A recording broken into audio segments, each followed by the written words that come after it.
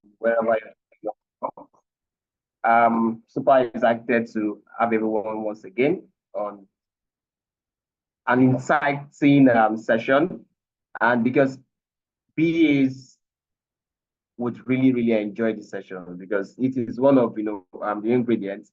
Like last year, I mentioned last month, I mentioned that requirement gathering is one of the ingredients of business analysts, right? And also process mapping would also be touching another angle in business analysis in today's session. I'm actually very excited, and I'll be doing this with Teso, one of the biggest business analysts in Nigeria currently.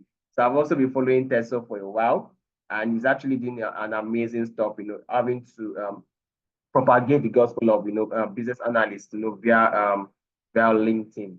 Yeah. So we'll get started today, and it's also very important to get to know those persons that are joining us for the first time. So please, so if you are joining us for the first time, so I would love you to drop a 1 in the chat and drop in the location you are joining us from. So I'll get started with mine. I'll be dropping my location in the chat because virtual learning platform gives us the opportunity to connect with as much of our contemporaries across the globe. So I would love to know where you are joining us from, and if you are joining us for the first time, we'd love to welcome you with a fantastic gift. Yes, so awesome. We have someone from Kigali, Rwanda. So if you're joining us for the first time, also drop in a 1 in the chat. Let's see the newcomers. Right, so let's see the newcomers. So if you are joining us for the first time, please drop in a 1 in the chat. Awesome. I can see. Awesome. We'll go welcome to the house. You are joining us for the first time. Abiodun from Scotland, Amadi from Lagos, Nigeria, Teso from Lagos, Nigeria, Lydia from Malawi. Awesome. That's why we are here. So Mario from Lagos, Nigeria, Adamu from Lagos. Awesome. Good luck from UK. So if you're joining us for the first time, put a 1 in the chat. We have a very fine package for you. When you go to churches, they would always have that special package for newcomers. Trust me, I have a package for all the newcomers in the house. Awesome. I'm glad joining us for the first time from Abuja, Daniel from Kigali. Good. Yewande from Lagos, Nigeria, joining us for the first time. So yeah, we'll get to increase. The number is definitely going to increase. I'm expecting over 100 participants in today's session, right? But would not waste too much time, right? So I would love us to finish at let's say before 10 o'clock. This session is going to be a thorough practical session, right? And I would love us to sit, relax, have an open mindset. Have an open mindset to learn. It's very key. Yeah. So today, if you know the topic we'll be touching on today, you might want to drop that in the chat. I would love to know those persons that are in the right place, anyways. So if you know the practical session we will be touching on tonight, I would love you to drop that in the chat. Let's see those persons that are in the right place. So if you're in the right place, so drop that in the chat. The topic we would be treating in today's practical session. So I'm expecting us to do that while I share my screen. Just give me a moment. All right. So if you know the topic we will be teaching tonight, so drop that in the chat. All right. Good luck. Awesome. Process mapping. Gabriel also mentioned process mapping. Fantastic. That's marvelous. All right. So I believe these are the right place anyways. But yeah, if you stumbled upon this platform, you would also get value for your time. So I would start without further ado. I would get the ball rolling. All right. Okay, good. Awesome. So who are we at Analytics? You probably must have seen ads, right? Or probably an influencer spoke about analytics on their platform, and you are here, especially for the new guys that are joining us for the first time, right? So we at Analytics, we are trying to revolutionize how Africans and people of the Black community get into tech. And how do we do that?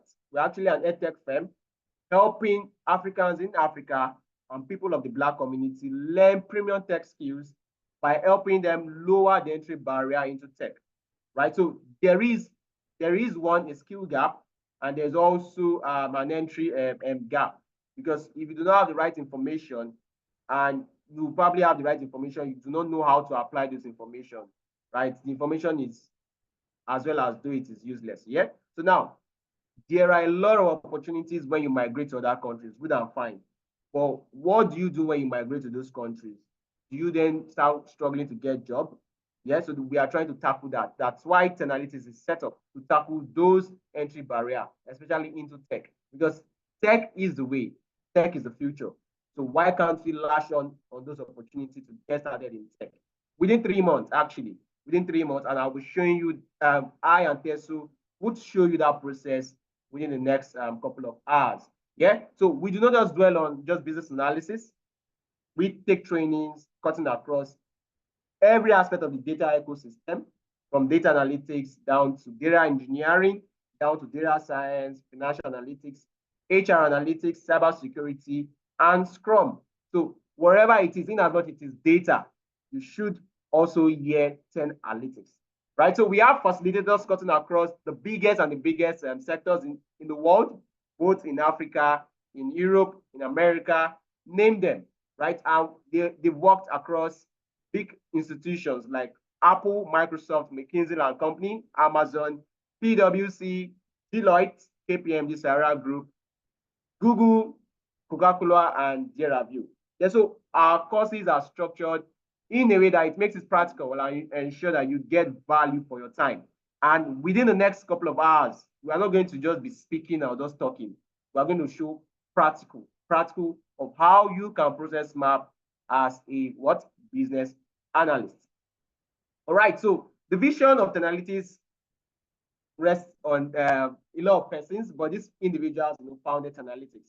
We have Adeza, who is the founder of Tenalytics, and he has over a decade years of experience cutting across data analytics and management consulting.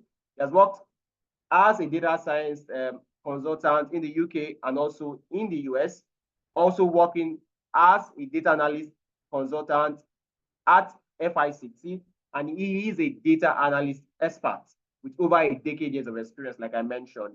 And since the inception of Tenalytics, he has trained over 8,500 participants to help them and hold them into tech, to getting to land their first job in tech. And also, you have the young man over there by your left with the suit. His name is Efemena Ipro.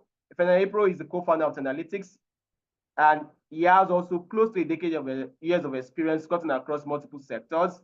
He has experience in data analytics, data science, data engineering, Power Platform developer. He has worked as a business intelligence developer in Ireland, also as global business system analyst at Teleflex in Ireland, and also business data support lead at the post office in the UK, right? So these are phenomenal individuals, right? And they are willing to, as they've done it for others, they are willing to then, pull you into that bracket. You too can, get started in tech. All right, so now the two individuals I'm interacting with you today is my humble self as well as Teso.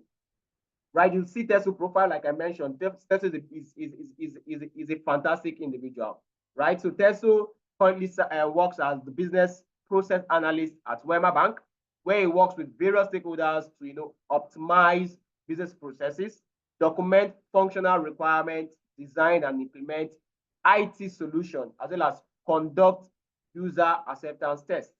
Right? He has also worked as the information technology business analyst with the Fidelity Bank, and he has close to 8 years of experience working as a business analyst, leveraging latest tools and techniques for data analysis, software development, and also user experience design. And that's my humble self there. I currently lead growth at Analytics, and I have close to 4 years of experience working on high-level projects alongside C-suite executive cutting across NGOs, education, finance, and technology. And with Analytics, I've been able to empower over 3,000 Africans and people of the Black community to pursue rewarding tech careers, regardless of the degree they graduated from, or regardless of having no prior experience in tech. And I've been able to do this through mentoring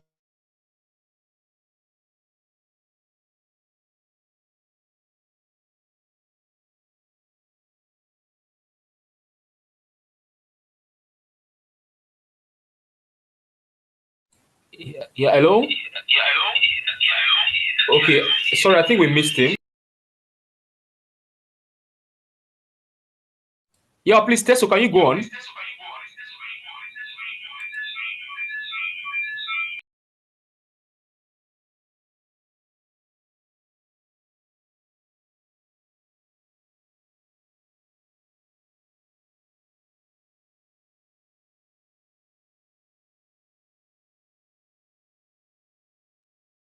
Okay, hello everyone. If you can hear me, please drop a 1 in the chat so we know. I think Ubong will attend to the issues. Okay, Elijah is back. All right, thank you very much. So sorry about that. I think the network just kicked me out. All right, so okay. So we'll just get started with what we'll be doing today. I'll be explaining why we are offering scholarships to 300 women and 50 men. And also, Tessa would come in to speak about how business analysts leverage process maps in a technology company working on a real life case study. Yeah, and I would also come back again to speak about our upcoming program called on April 6th, on the 6th of April 2024. I'll share some of the success stories with you and how you can lash on to the IWD scholarship discount, right? So in 2023, we gave out scholarships to 300 women, right? We gave out scholarships to 300 women. And the article is here. So after the session is done, you get access to this slide and you peruse through the pages of the slide, and you would also get to see this article, right? We had to give 300 women a scholarship, a 50% scholarship to 300 women. We got oversubscribed, and we always is a human nature that people always want to lash in on opportunities at that minute. Yeah, we were able to then allow for 20 more women, right? So we got to give 320 women a scholarship to get started in any career in tech they are looking to get started with analytics, right? So you get to see that in 2023, we did this. And also in 2024, we want to do more bigger things with regards to getting on board women and also men in tech. So why are we giving scholarship to 300 women and 50 men? Yeah, so it's the Women Month, the International Women's Day, and also this is the Women Month. So we want to celebrate and inspire inclusion, right? Last year we did 300 for just women alone. So why are we then doing for the men? If you try to do a research, you get to see that 75% of the tech roles are being occupied by the men, right? And let's say barely around, let's say 25 are being accommodated by the women.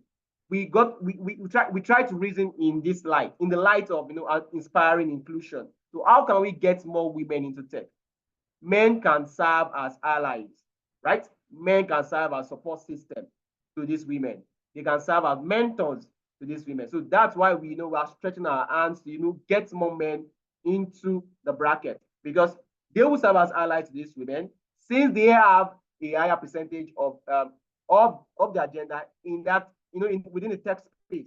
So they can support and become advocates for women getting into tech, right? And that's why we are giving out scholarships to 300 women and also 50 men. We strongly believe that these men would leverage this scholarship and also serve as advocates on getting more women into tech, right? So we did a little bit of research, and we're going to find out that, like I mentioned, we're going to find out that as the rank grows in terms of let's say managerial roles, we get to see that women are being underrepresented, right? And that's what we try to solve with the scholarship, having to get more women to tech. We'll be giving out 300 women scholarships, yeah, and 50 men scholarships too as well, to serve as advocates and mentors to the women. And you would see those fantastic statistics on my screen. According to Women in Tech Network, it would take about 133 years to close the economic gender gap. And yes, we might not be able to do that in just a year, but we are contributing our quota to try to reduce this gap. It's going to be good for business, if women are also contributing to the economic GDP. They get these jobs, they earn, and also contribute to the wealth of the nation, right? So in 2024, like I mentioned, it's going to be bigger. We will be giving out 50% scholarships to 300 women and 50 men, right? So this men will serve as advocates, like I mentioned, and allies to getting more women into tech. So how do you get in? You might be asking. So one, you need to make a payment, a 50% payment for any of the training programs starting on the 6th of April 2024. I'll come in again to share us how to do that, right? After Tesla has done his own bit in terms of the practicals. Yeah. So you just need to make a 50% payment for any of the training programs. Ensure you are part of the 300 women. So because this is a limited slot, like I mentioned, last year we did not just 300 women, but we were oversubscribed and we later had to stretch it out to 320 women in tech, right? So ensure also you are part of the 50 men that would be selected for this scholarship, right? And get to start your journey into tech on the 6th of April 2024. All right, so we have a lot of success stories from last year's initiative. You would see Abigail, who moved from a care worker in Canada to a business analyst, to landing her first job in tech. Through our mentorship and project-based classes with dedication and practice, we helped Abigail land her first job in Edmonton, Canada, working with the government of Canada as a supervisory business analyst. Also, you would see Ramat there. Ramat also landed a job as a business analyst working with the NHS in the UK after training with us in our business analysis program. The role came with a full visa scholarship, right? And also you see Ikmat. Ikmat moved from a full-time stay-at-home mom in the UK to landing her first job as a business data analyst with the NHS in the UK with full visa sponsorship. Before Teso comes in, I would love to play one of these success stories. And I would love us to put in the comment section which of these testimonials would you love to hear first before we get started with the practicals.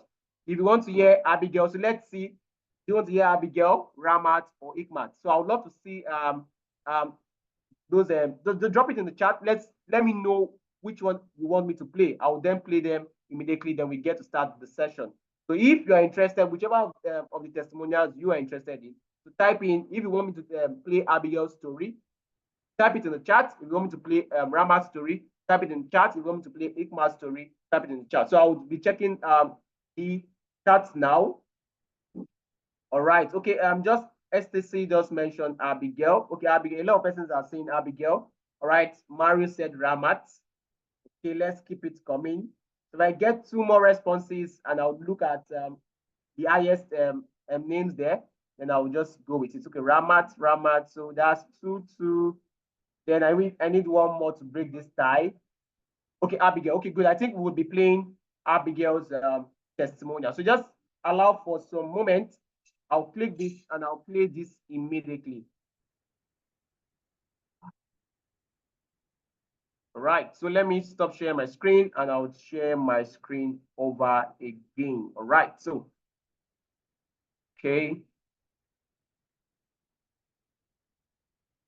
All right, good. So just give for a moment. Let's hear Abigail's testimonial. With Costa, and I'm here today to introduce the university. Okay, good. Hi, Right. guys. Hello, Some people Abigail. know How are you doing me. today? I know. I'm good. Thank you. How are you today? I'm very well. Where are you joining us from, Abigail? I'm from Saskatchewan, Regina, Canada, but I'll be Fantastic. moving to Edmonton end of the month for my new job. Brilliant. All right. So, Yeah. Abigail would like to hear your story because, of course, there are so many people here. They want to become business analysts. They've always found it very difficult and think that I must be the most intelligent person on earth to transition or become a business analyst. So tell us about your story. How were you able to make the transition yourself? Yeah, so coming to, you have this mindset when you come from Nigeria to Canada, you just thought you are landing the 6-figure job and then you are going to be rich in the next 2 months, 3 months or more. When I came, there's a different story. I choked.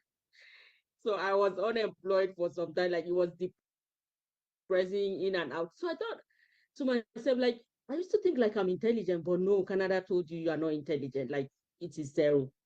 So I've always, I got this certification of business. Sometimes you just do something. I always say it even in class, you got it and you don't know what it means. You don't know whatever, So I had it, and then the search for job, I was called for interviews and all of that.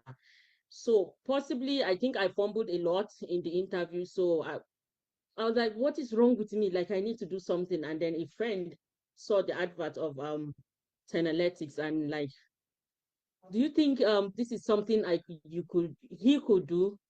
And before he could answer, I'd already paid my money because I know I needed the coaching and all of that. So I did the coaching. It was in the coaching that I realized I have entered a one chance since that I don't know anything actually, even though I thought I knew. So it was in the coaching that I was, I was I was really coached to the extent of there was one thing that is it Adeze or the other guy said, like you could be a carpenter and be a business analyst. You could be a mother and you are a business analyst or a project manager. You could be selling pure water and you are a business analyst. So talk more of somebody that is a professional, like you've worked for 2 years, 3 years, 10 years, maybe 15 years.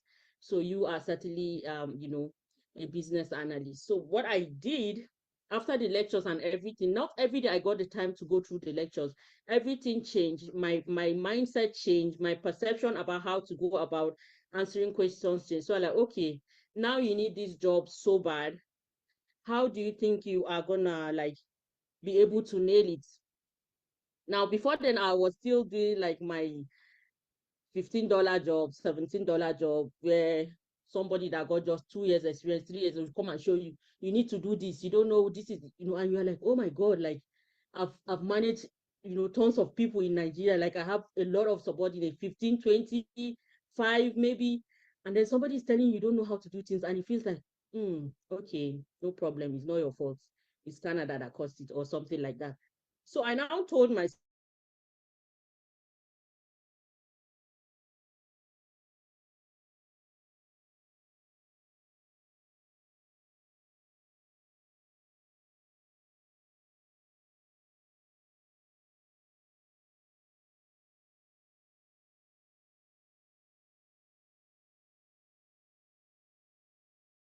Yeah, hi Teso.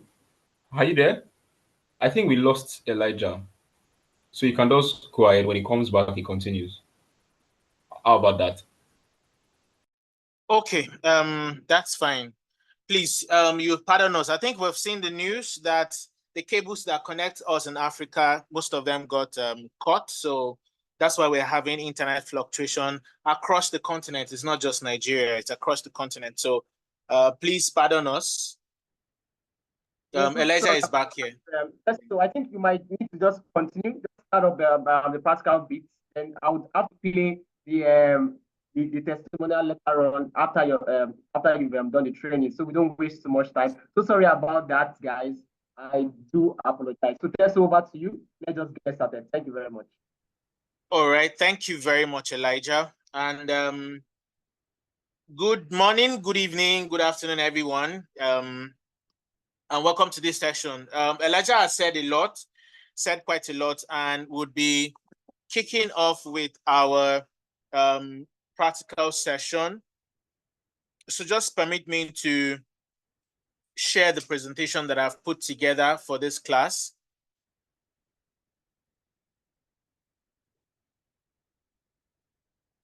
Okay, I believe we can see my screen. If you can see my screen, please drop a 1 in the chat.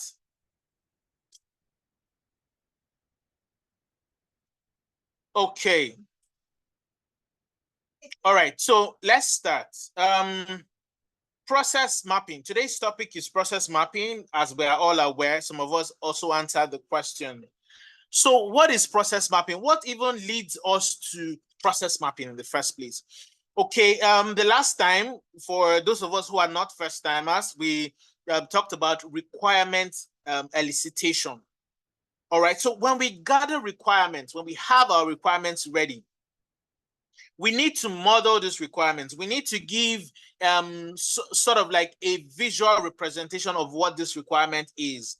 That's exactly what brings us to process mapping. Okay, it is the requirements that we have that we need to show that brings us to process mapping. And also process mapping is also utilized to show us where we are versus where we want to be. Okay, so over the course of this lecture today, we are going to understand what process mapping is, and we're also going to attempt to try our hands on process mapping. All right, so yes, just like I said, process mapping is a technique that we use to map out workflows. What is a workflow, if you'd ask? It's basically how a process or how an application functions. All right, that's simply what a process flow is. How a process works in a chronological or systematic or organized way, or how an application works. Okay, so process mapping is simply a technique that we use to design these workflows, that we use to represent these requirements that we've gathered, right? So that we're able to visually show our stakeholders, show management, show whoever is concerned exactly what it is that we are talking about when with regards to a process or with regards to a requirement for a software. So as per definition, a workflow is a series of steps or tasks that are performed in a systematic, organized manner to achieve a specific business goal. That could be a process or an application, as the case may be. So the process of mapping, the purpose of process mapping is to communicate how a process works in a concise and straightforward way. Just like I've said, we have gathered this requirement. Yes, we have written it down. Okay, it's all in a write-up, in a document. Perhaps it could be a document of 200 pages, right? But what a process map would do for you is to show you on one simple page and diagram what that 200 page is talking about. You are able to know exactly what that 200 page is and means when you look at that one page diagram, which is what we are going to attempt to do in this class together. Right, so process mapping has some symbols. We're going to be looking at the bare minimum, the very, very common process mapping symbols that we have, you know. But before we go into the symbols, are we following? Can somebody tell us, can we have like responses? If you are following, let me see 1 in the chat. If you are not following, let me see 0, so that if you have a question, we can just quickly look at it. Okay, I have a series of 1s, no 0 yet. Okay. All right, I have a series of 1s everywhere. That means we are actually following. Thank you. All right, so let's look at what the process mapping symbols are. The first are the flow lines. So these are used to connect the symbols, okay? These are used to connect the symbols. One is pointing towards the right, one is pointing towards the left, you would ask. So a line that draws backward will represent us going from us returning to a previous process, right? Let's say the first thing we do is to, for example, let me use a real life example, not software now, so something we can relate with. So when we get to the house, we put the key into the lock and we turn it. For us, so for some of us that still use keys, I know some of us just use thumbprints now and we are in, or use voice commands to enter the house. But let's imagine that we use keys. So the first thing is to use, to put the key and try to turn the lock. So if it doesn't work, we're going to remove the key, means we are returning to a previous process to change the key and try the lock again with another key. All right, so the arrow pointing to the left represents that step where we step back to change the key and try again. All right, so while the arrow pointing to the right represents where we actually do move forward. Okay, then the next is a terminal. The terminal represents where we start a process and where we pause or halt a process, right? So at the beginning of the process, we use a terminal. At the end of the process, or wherever a process terminates, we use a terminal. Then we also have the input or the output. So this symbol represents where we are entering, where I mean, we're entering information, or we are getting output, from a process in the system. Then, of course, we have the rectangle, which represents processing, and that would represent a task or a set of instructions that we are carrying out. It's a very frequently used symbol too. Then the next is a decision that represents where we have to make a decision between two options. So we get to a step where we say, if this happens, take this course of action. If this happens, take the other course of action. So we're at the decision point. So that is used to represent a decision. Then a connector. So the connector here is used to represent where we have to join two flow lines. Let's say we have a mini process on one side and another mini process on the other side, and we need to connect them, right? We can connect them using a connector. Then, of course, the sub-function or the sub-process symbol. This process is used to represent a process within a process, or a function within a function. So if we are talking about, for example, the process of unlocking our door, and we have another process within that process to say, let's say the process of securing our keys, for example, okay, that could be a sub-process within the process, right? So we have a real life example that we are going to be looking at, how to, it's a complaint management process, but we're going to be looking at that complaint management process, how it is done manually, and how we are going to automate that process, right? We are going to look at the as-is process and the to-be process, and also attempt to draw those processes. Now, we're considering a case that's related to the process of customer support ticket handling in a software company, right? So this, we are into software. So let's imagine Analytics is software, a company, and we have a process for handling support tickets from customers, right? Now, there's a manual process, but we want to automate this process, right? So let's look at it. The tool we are going to be using to attempt to draw this process flows is draw.io. So when the time comes, I would want us to also launch it in our browsers, draw.io, and we'll just follow along. And as you watch, you can share your screen into two. As you watch, you're also attempting to do it. So you can just give yourself confidence in your ability to do process mapping. Now, process mapping is very important, right? As important as requirements, just like Elijah said. That's because it is our requirements that we're actually mapping, is our requirements that we're actually modeling. We're trying to represent physically what these requirements are. It takes us from where we are, our present state, to where we want to be, or where we desire to be. All right, so now let's look at the current state. What currently happens? What's on ground? What's the manual process that we are looking at?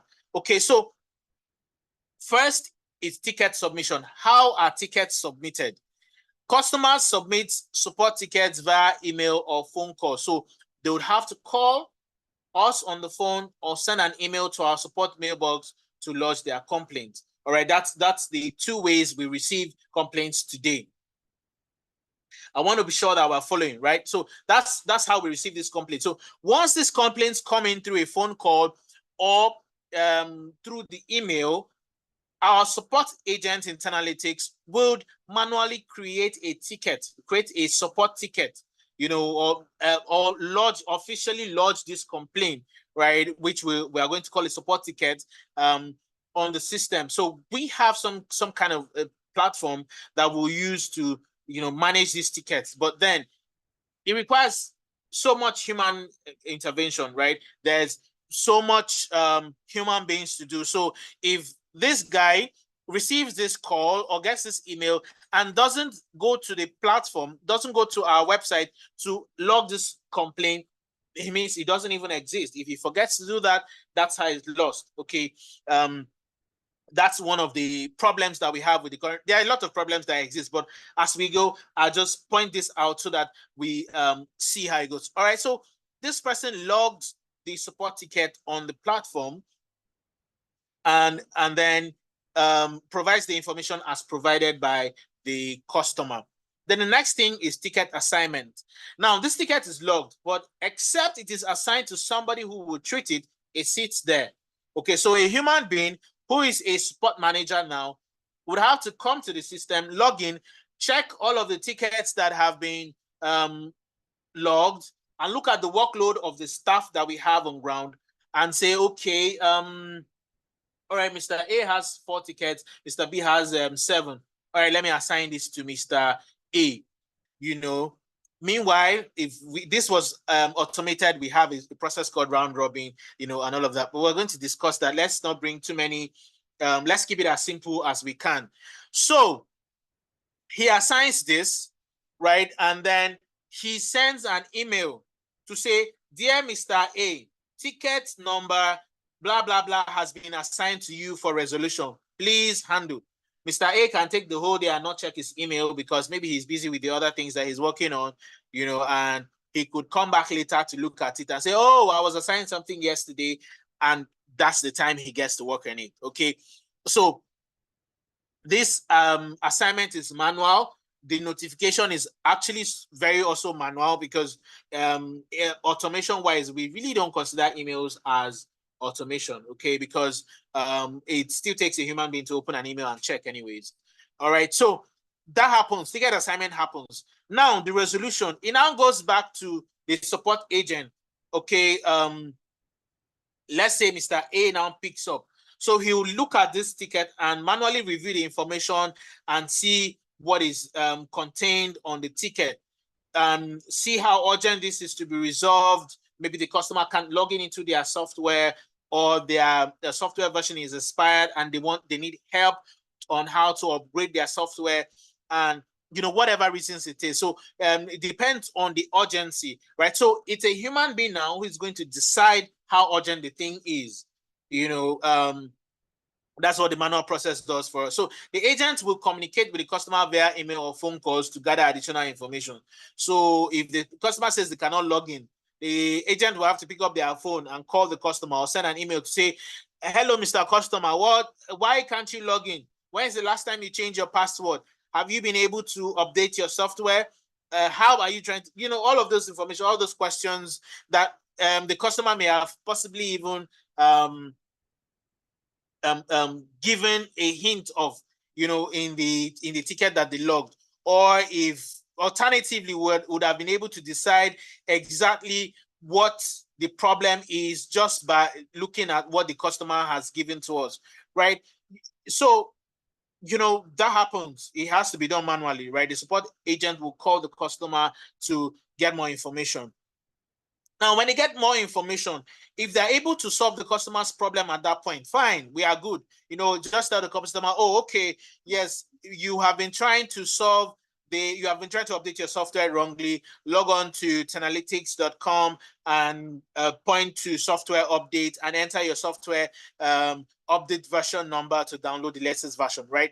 They're able to provide that information at that point. Okay, but if it has to do with something more complex, maybe there's they have downloaded the update, but they have some, you know, technical issues. They have to escalate that, right? So the support agent will escalate the ticket to higher level support teams, you know, which could be specialized teams of engineers that would handle that, you know. So they would escalate that. But how do they escalate that? They would send via email or walk up to the person's desk to say, Mr. E, I think we have this customer who has these problems, you know, and then maybe even on their way, they could stop by their office wives' desk to even just, you know, and say some things that would delay.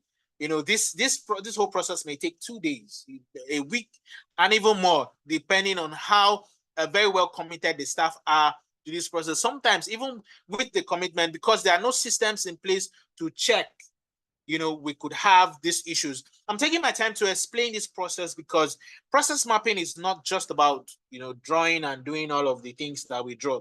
It's about understanding what the process is that helps us to draw it out, right? We understand our requirements. That's when we're able to model them. Then when these escalations are done, the support team will look at it and they are able to work on it. When they are able to work on it, they would manually go back to the application where the tickets were logged, and then they would be able to close the ticket. Once the tickets are closed, we now call customer or do an email, type an email and send to customer to tell them it's resolved. Sometimes we may even forget to tell the customer that these issues have been resolved, or even forget to close the ticket. And then the customer goes on believing that their tickets are not closed, and then several days or weeks or months later, the customer comes back to yell, and then we say, oh, we resolved your tickets 2 months ago, but the customer was not communicated to. And then this whole experience is going to be sort of like a bad experience for our customer, right? In this time and age, this is not where we want to be as analytics, right? This is not how we want to serve our customers, our software customers. Okay, so this is our current state. This is where we are. We are not happy about this state. What do we do about this? Right? We have at least 4 human beings that will be interacting with this process, including the customer. So how do we change this? How are we able to, go from this manual process to an automated process that is very efficient and leaves our customers satisfied? All right, so let's go on to the future state. Now that's the automated process. How are we going to do that? First of all, we would automate the ticket submission. All right, so the customer will submit their request through an online portal or chatbot integrated with the customer's ticketing system. All right, so we're going to build a ticketing system, have a chatbot there, and have an online platform where customers will submit their requests, let's say on our website or on a mobile app, right? Then the tickets are automatically generated. We don't have to wait for a human being to go and generate those tickets any longer. The tickets will be automatically generated with the relevant details provided by the customer. So we ask the customer as many information as possible. If possible, create categories and just allow them to tick and select drop downs for what is related to their complaint, and then give them a box where they can just provide additional information as it relates to their particular case, right? Then our system will proceed to just create a ticket, on the system. No human being so far, no human being.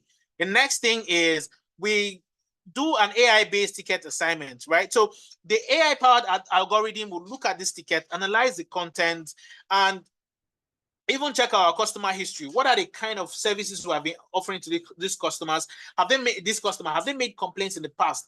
What are the complaints that they have made in the past? So the AI is going to look at all of that and access it. Then assign the ticket to the most suitable person, right? So we know that Mr. A supports software update issues, and this is a software update issues. So if we assign it to Mr. A, we are more than likely certain that Mr. A is able to resolve this issue and would not escalate it. But if it's above him, then escalations might even happen. Okay, then the assignments are made in real time. That very moment the ticket is logged by the customer, we assign it that we're not waiting for any human being or any other check to be able to do that. Then the ticket resolution will also be automated. That's number 3. We are going to AI-driven chatbots will be deployed to handle routine support inquiries and provide instant resolution to common issues. Like we stated with the current workflow, if the customer says, I am not able to update my software, right? Our automated process is going to tell the customer, okay, you can try process 1, 2, 3. As I'm speaking, I know that we have interacted with systems that helps us do this. Facebook, for example, if you're trying to restore your Facebook account, or you forgot your password, and any of those things, you would have interacted with, Facebook will give you suggestions on steps to take before you proceed to even log a ticket in the first place, right? So our automated ticket resolution would be able to provide first-hand support to customers, right? To be able to solve their issues even before we go on to support agents. Then the advanced AI algorithm will assist our support agents in suggesting solutions and automate repetitive tasks. So if there are the same kind of complaints that are coming in, so the AI system will already know to say, okay, for this kind of issue, this is the resolution, and just help us solve that ticket and not even let a support agent to see it. All right, then that will help us to prioritize tickets that have more urgency and then will impact the customer more. Then also escalation. We automate escalations. Escalations would define rules on the system that would escalate tickets based on maybe time or priority, or any of the rules that we set out. Okay, and then we'll also send notifications of these escalations to the individuals or group that would work on these. And if we can also set turnaround times, if these turnaround times are breached, if we expect a ticket to be solved in 30 minutes, for example, and it's 30 minutes, we keep sending escalations to these teams to make sure that they resolve these tickets within that time. I'll also set a process monitoring system in place where we give sanctions, to people who exceed their TATs for ticket resolutions and, all of that. Then once these tickets, for ticket closure now, we're also going to automate that. When these tickets are closed, we'll automatically update the status on the system, and also provide information to what the resolution is. Then we're also going to automatically, once we close these tickets, the system closes these tickets, the system will also send notifications to customers to inform them that their tickets has been closed, and also to ask customers for feedback based on their experience. Okay, that will help us to rate the current process and how well it is solving our customers' problem. So far, so good. Do we understand our requirements? Do we understand what the current process is and what the to-be process is, the automated process is? Let's see a one if we're on the same page. Then we can proceed to draw the as-is process flow. Good luck. I see you. Are we there? Are we following? Okay, Deborah. Okay, two. Gerard, you said 2. Does that mean you're not following? Do you have a question to ask? You can drop that in the chat and we can attend to it real quick before we move on to draw the process flow. So Gerard, you can type your question. I think Ubong can help me read that out so we can just attend to it quickly. I guess you're typing. Okay, so we'll be moving on to drawing the process flow. Before that, let's see if Gerard can type his question in the next 10 seconds.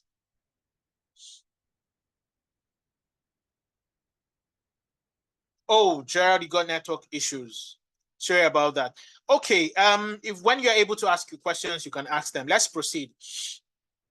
I'll be sharing my browser screen now, and like I mentioned initially, we can follow along. Okay, the website we're using is draw.io. The website we're using for process mapping is draw.io. So we can open that page alongside with me as we do that. So just 1 second as I share my browser screen.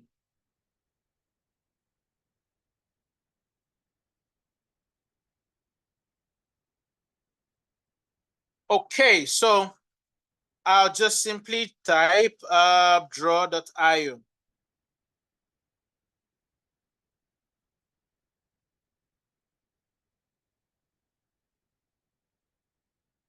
Okay, it brings you to this page. So there are several tools that we can use for process mapping. There's Visio, Microsoft Visio, there's draw.io.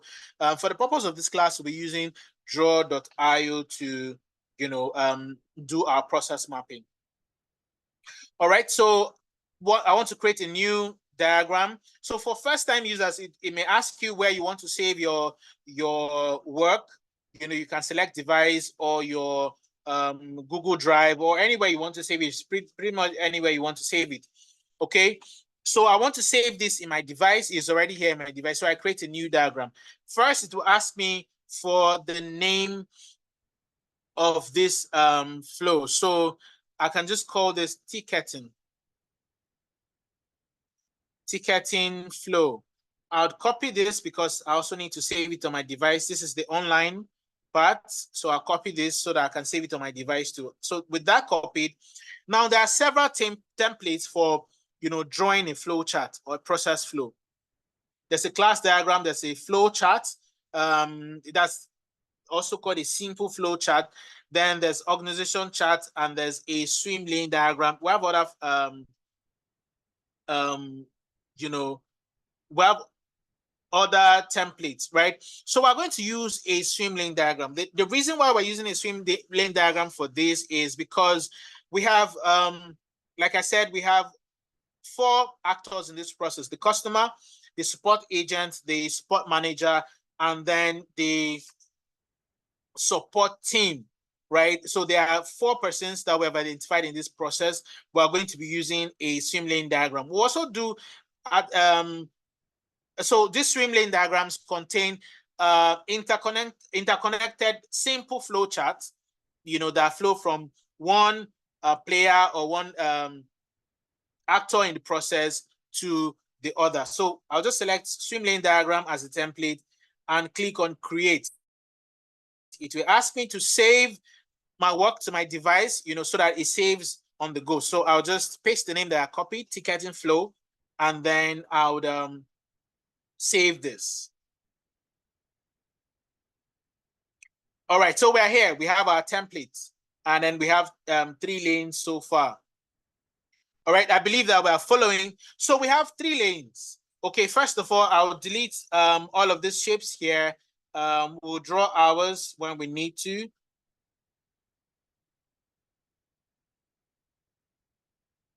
Okay, so we have our template ready.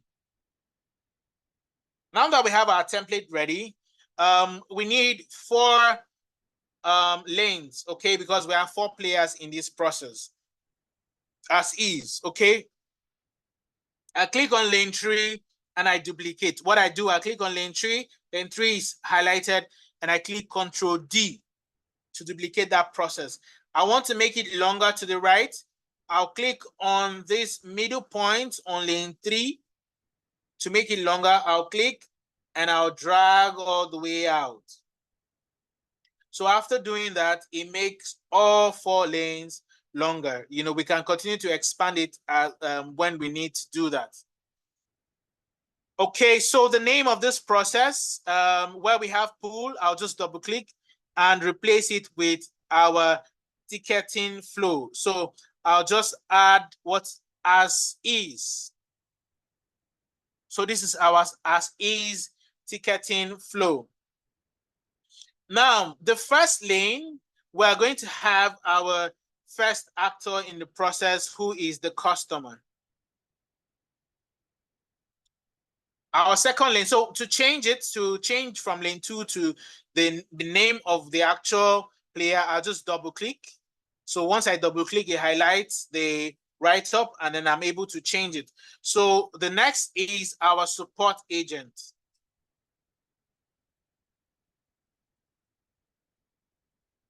The next is our support manager. So I'll double click on lane 3 and call this support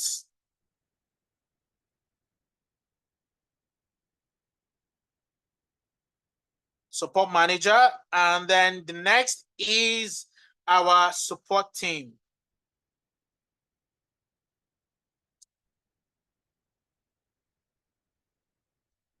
All right, so we have all that defined. So we have all of the roles that are involved in this process: the customer, the support agent, the support manager, and our support team. All right, so let's start. To start, we are going to use our ellipse shape to indicate that the process is starting, right? Can use our ellipse shape, we can use our terminal shape as contained, as I initially told us, that can be used to indicate the start of a process, okay? So the customer, I double click on the shape and I say start. This is where the process starts. All right, so I'll hover on the start shape. There's an arrow to the right, and then I'll hover on the arrow and I point to the next shape that I want, which is a rectangle, which would indicate a process or an activity. All right, so I click on that. What does the customer do? They would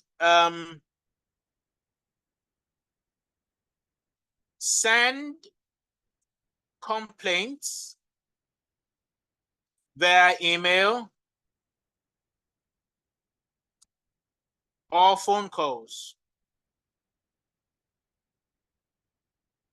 Right? That's what the customer does. Now, who does that complaint go to? An agent, right? A support agent. Now, what's the responsibility of the support agent? Sorry about that. The support agent is going to receive this complaint via call or email, and then they are going to log this on the support platform. Okay, so let's start with when they receive this complaint.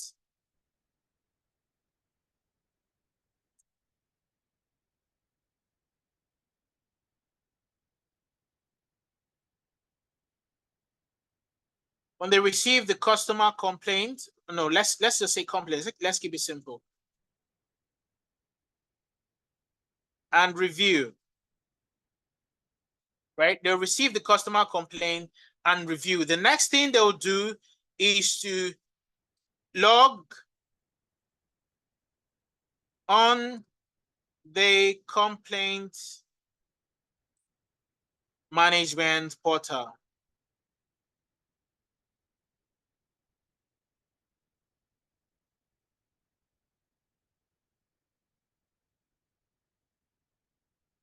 All right, so once they do that, the support manager would have to log in to the complaint management portal. Can we call it CMP? To assign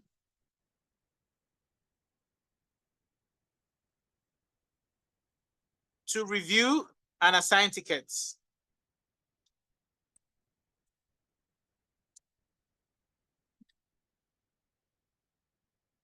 All right, so the support manager will log into the complaint management portal to review and assign tickets. Then once he's done, he assigns tickets to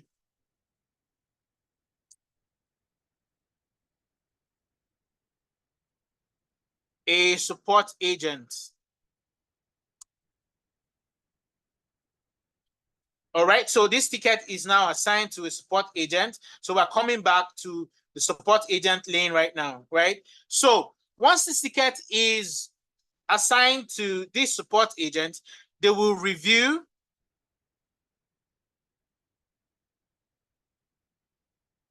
for possible resolution.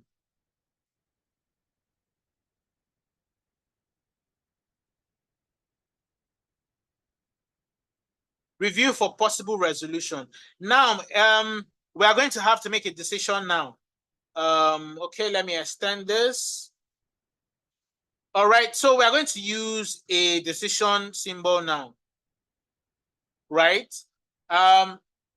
If this agent is able to resolve this, they will resolve it, right? If they are not, they would escalate it to a support team. So at this point, we need to After reviewing for possible resolution, we'll need to make a decision. Can this agent resolve it? Can Mr. Agent A, resolve this? Or he needs to send it to the support team. So we need to make that decision here. So we are going to say, can agent resolve? Let's just use that.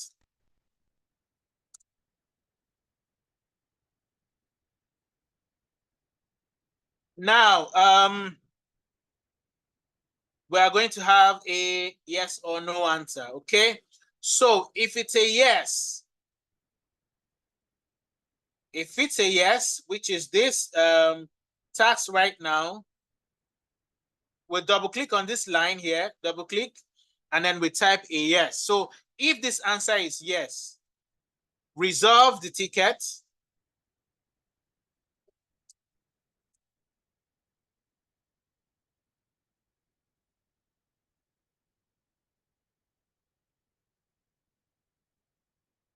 Resolve the ticket, and then update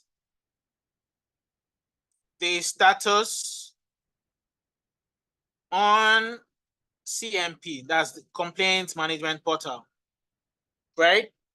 And then the next thing is to send an email to customer. The next task,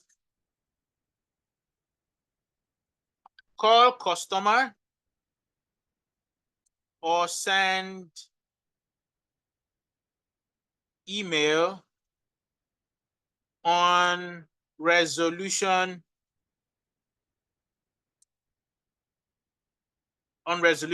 okay? Then but over to the customer now. Customer receives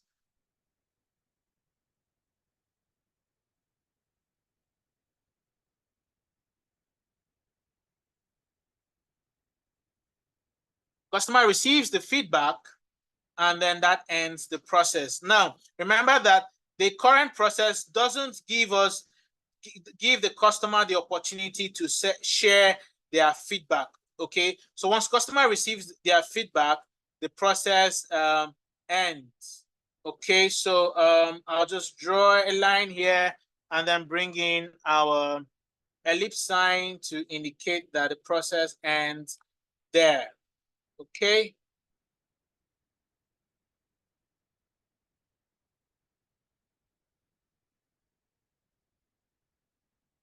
All right, so that's it. So it ends there. Okay, so if the answer is yes, we end the process there. Now, if the answer is no, what happens? What happens if the answer is no? So this is it. We're going to the support team. So if the answer is no, we'd have to escalate to the support team, right? And we escalate. This is no. We type no here. Escalate to support team via email.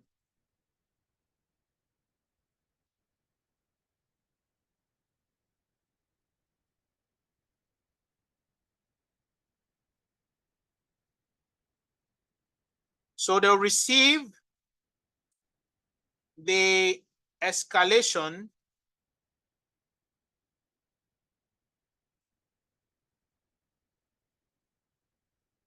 via email, in person, or over the phone.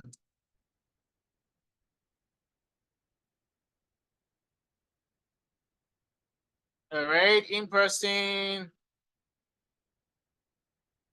Okay, over the phone. So what they do after that is to review, highlight, click, okay. Review and resolve the issue, which of course will require maybe calling customer over the phone to get more information and all of that, right? So once it is resolved, they would update the status of the update the status of the issue on CMP, right? So let's copy that here, resolve the ticket.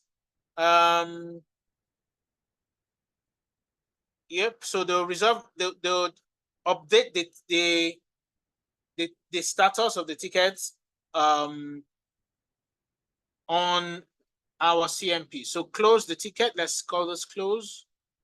Close the ticket and update the status of the on the CMP, right?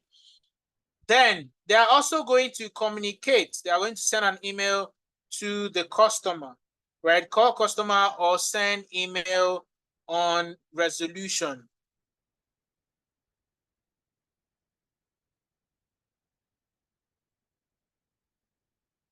All right, then this would flow back to where the customer would receive the feedback, and then the process ends there. So, okay. Sorry, let's take this to the top.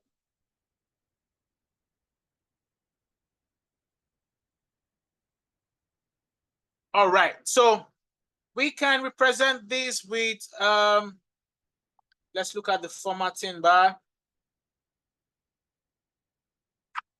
We can represent that, the field, with a red to show where the process ends, and then the start, we can use a green to indicate the start of the process. All right. So we apply that. Now we have successfully attempted to represent our as is process. Okay, so all of the explanation that we did, trying to look at the requirements as it relates to our current process, they've been represented on the screen here. Let me zoom down a little so we can see the whole of the process. Yes. So this represents all of the things that we spoke, the long text that we talked about, to show us what currently happens and the number of persons that are involved in the process, right? So this represents our as is process. Okay. So I think we can proceed to look at the to be process, which is, pretty much very straightforward and simpler than our as is process. So I'll just create a page 2 on this so we can start. If there are any questions on what we have done so far, maybe you want to ask something, you can just quickly do that, or type it on the chat. My attention will be caught to it. I can't see the chat right now, but my attention will be caught to it. So this is our automated process, okay?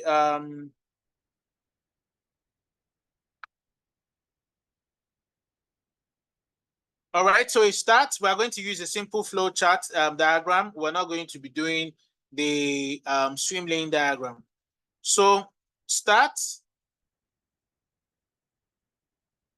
The first process is that the customer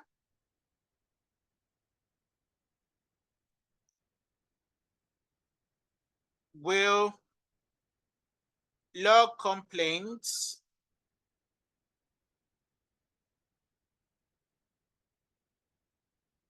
online. Yeah, sorry, Teso, we have a quick question. So someone is asking that they just want to know how you extended the workspace. Okay, all right. So let me do that again. So what I did was to highlight. So for example, let's say any one of them, I can highlight support agent. So once I clicked in the space, it's highlighted, right? So you see this middle point, there are 3 circles. There's one on top, there's one in the middle, and there's one at the end. So I clicked on this one in the middle and I dragged it to the right to extend. So it will show you that that particular one that is highlighted is spanning. Once you release it, every other one follows suit. That's how I was able to expand the workspace. Does that answer your question, Mr. Asker or Miss Asker? Yeah, good luck. He said yes. Yes, we can go ahead. Okay. All right, so we have made, for our automated process, we want to present what the automated process looks like, right? So we have provided an online customer complaints platform on our website, on pretty much all our touch points for customers to be able to lodge their complaints. Okay, so once that ticketing is submitted, right, would the tickets, once the complaint is submitted, we are going to have the system is going to automatically generate tickets, right, on our CMP, complaint management portal. So system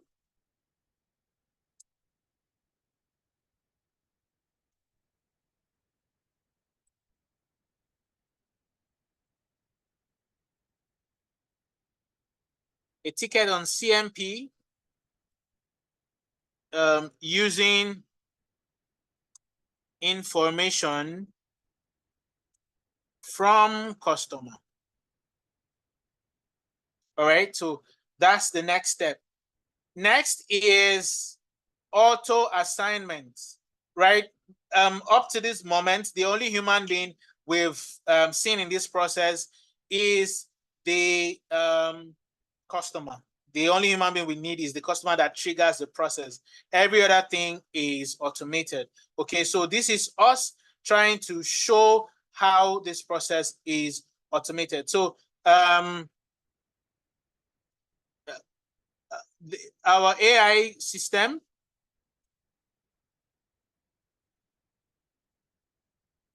assigns the tickets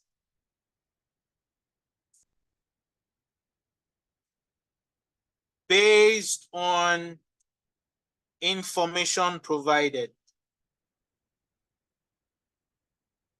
So the AI system is going to look at the information that the customer has provided and assign the ticket accordingly. You know, that's assign this ticket to the support agent that would be able to resolve them, right? So the AI is going to know which of our agents is specialized in, you know, what area of issue resolution, and it's going to assign to that person. Right, so after the assignment, then there's automated ticket resolutions too. So if there are issues that, you know, we can automatically close, that is, that the system can automatically close, you know, we are just going to, the system is also going to be able to close that, right? So we're going to say AI system provide resolution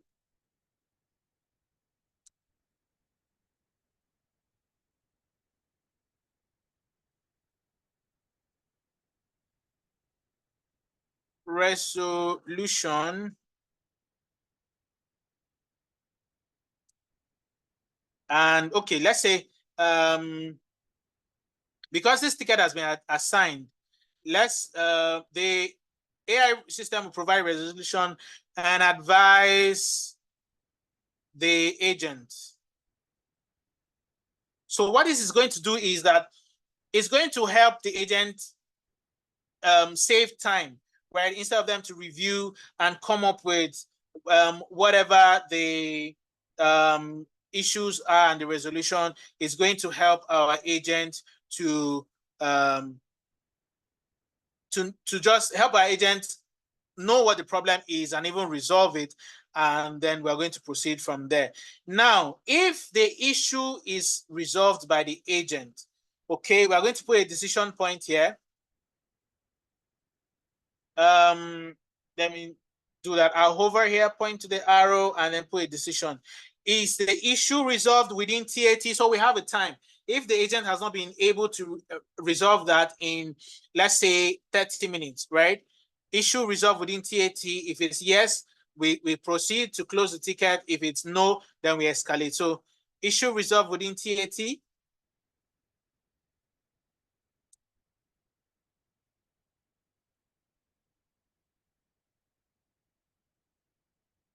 So let's go with the happy flow, which is the yes, right?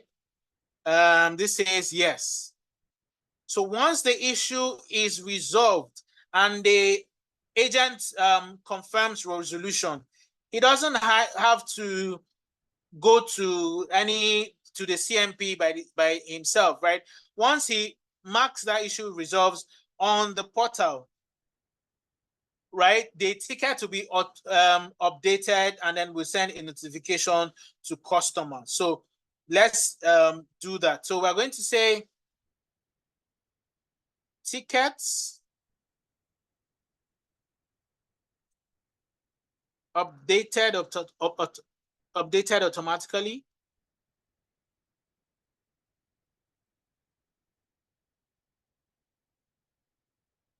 Then and closed, let's say updated and closed.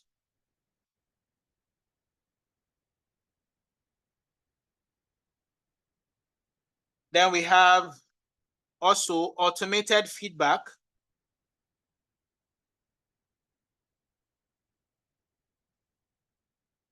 To customers.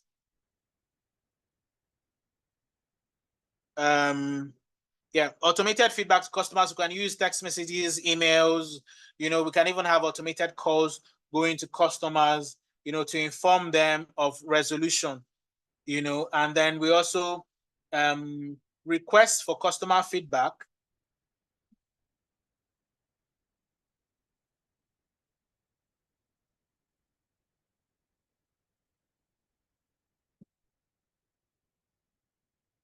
Request customer feedback.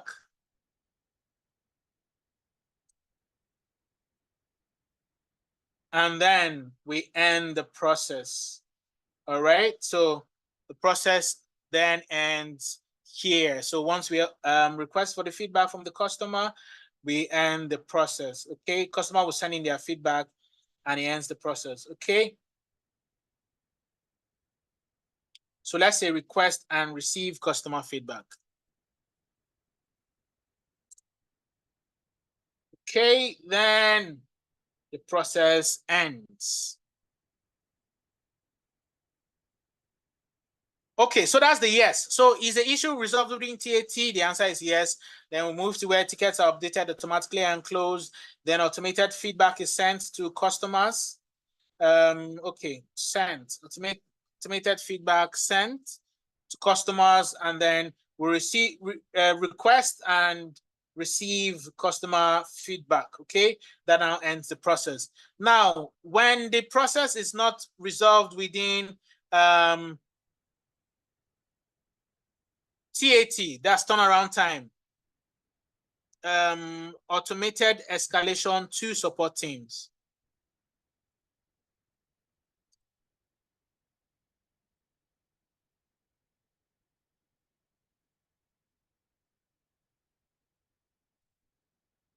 Support team.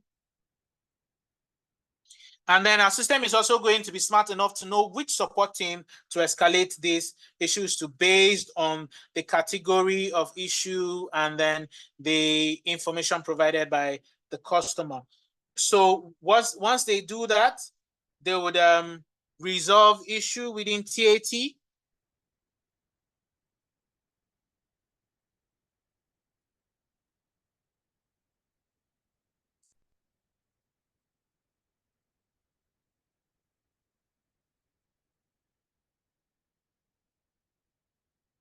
With assistance from our AI system. Okay, so once that is resolved, we'll update the ticket. So we're going to have some type of a write-up here. Okay, so tickets updated automatically and closed. And then we can move up to the part where we send automated feedback to customer, because it's pretty much the same action that would happen. Send automated feedback to customer, then request and receive feedback from customer, and then we end the process. Again, I just like to indicate that the end part is red so that we can know the head and the tail. Cancel this. Red, apply, and then the start of the process in green.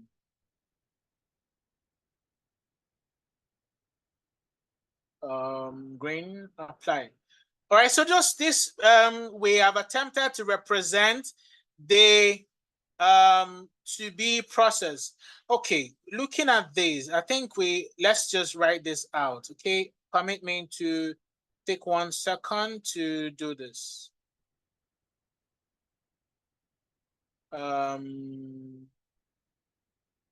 Sorry about that.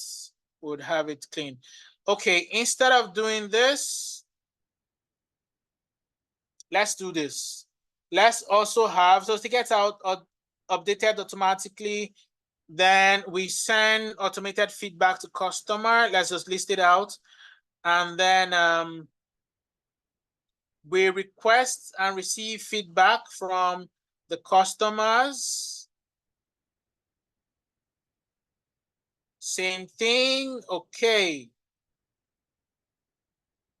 Then once the customer does that, we end the process, okay? So let's do this. Maybe it looks better now, okay? So that's it. So either way, either yes or no, and then here, our answer is no, so let's type no there. Either yes or no, the process would, end. So what it means is that it changes, is the only difference we have is who ends up resolving our customer's issue. Okay, so this is kind of a long one.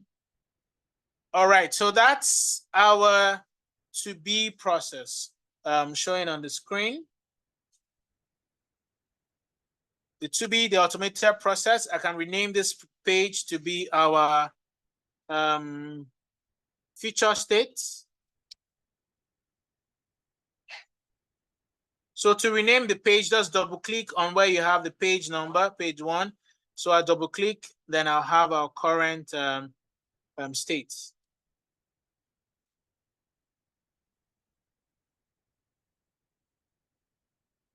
All right, so this is our current state, and this is our simple and straightforward to be state. All right, so we have attempted to answer our attempted to answer the question that we have, the scenario that we had, so if we're going to represent that scenario, the requirement on a process flow map, this is how it is going to look like. So I think we have come to the end of this class. If we have questions, we can ask them now and we'll answer them, and we'll be handing over to Elijah for the rest of the session. So if there are questions, please, we can ask them before Elijah comes on to handle the rest of the session.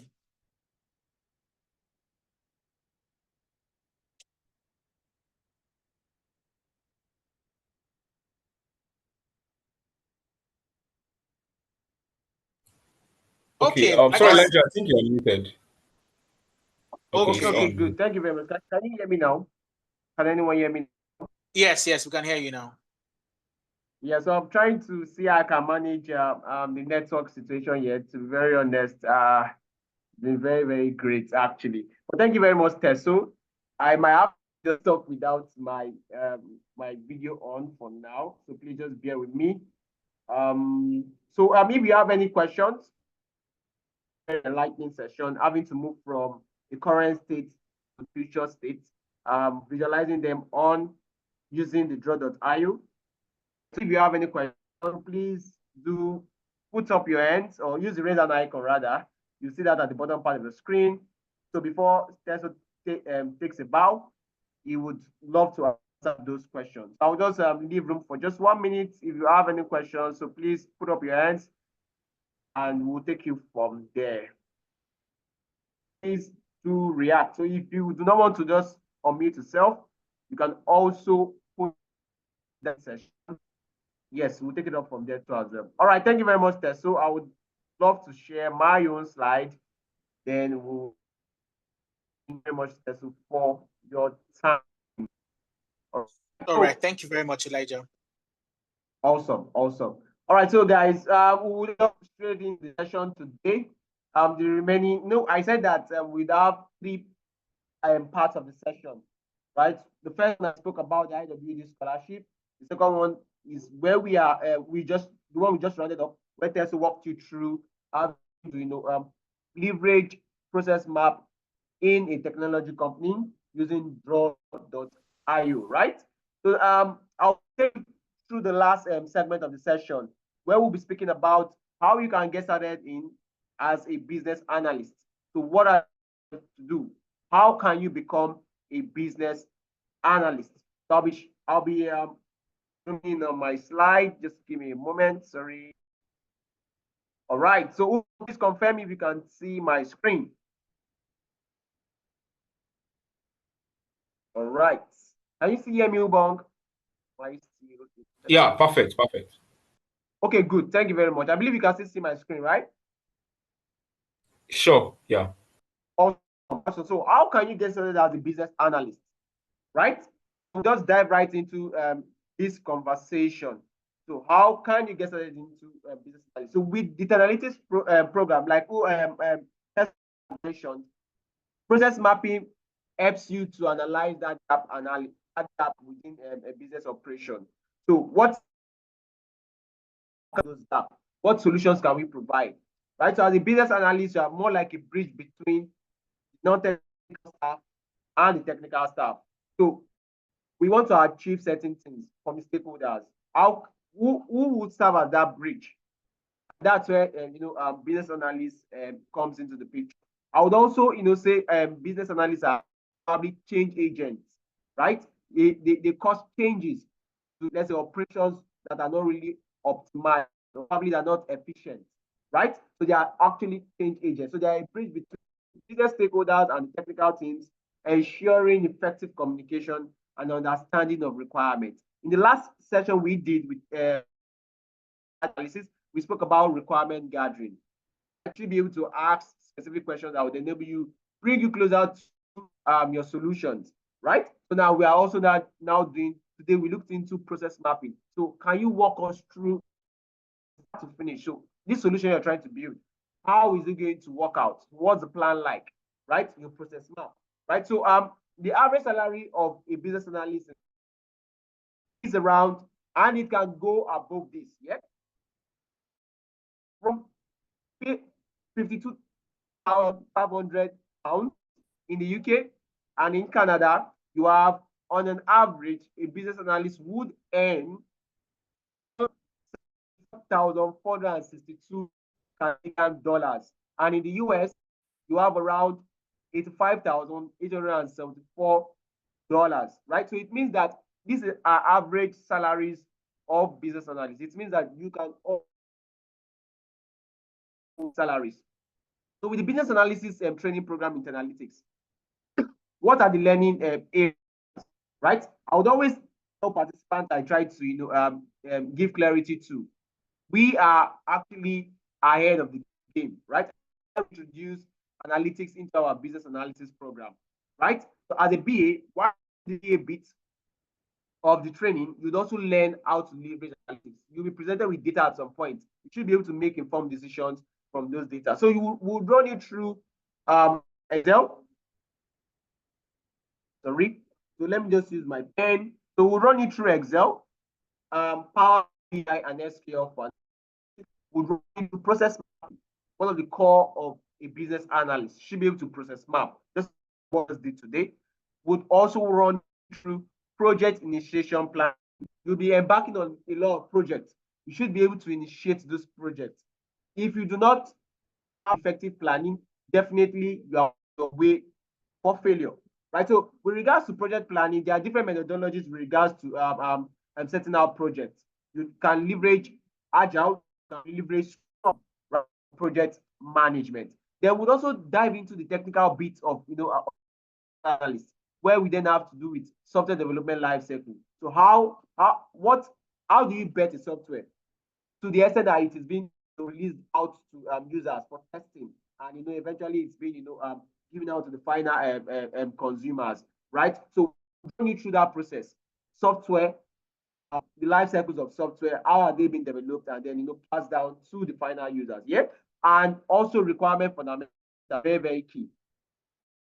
Actually, the bedrock of business analysis. You should be able to ask certain questions. These are ingredients, right? You have a problem. How then can you solve it? What are the ingredients that would, let's say, the joining parts that are needed for us to be able to solve the identified problem? You should be able to elicit for those requirements, right? And stakeholder analysis and stakeholder engagement, very, very important, because you'll be engaging with a lot of people, right? Even your boss is also a stakeholder in whatever project you are trying to build. Yeah. Also, users are stakeholders. Your colleague in the office are also stakeholders. I should be able to analyze these persons to engage them effectively, right? And also adding what we call ChatGPT. I believe everyone knows that. Yeah, they will say AI is coming to take your job, right? But if you are able to leverage AI as a business analyst, you are already in the top 10%. Yeah.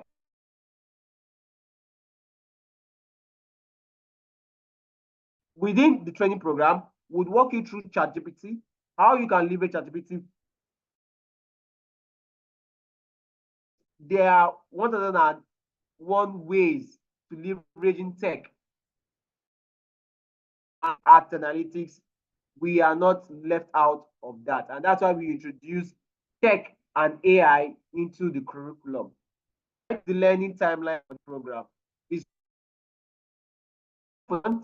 and you have a 2-month internship with Analytics.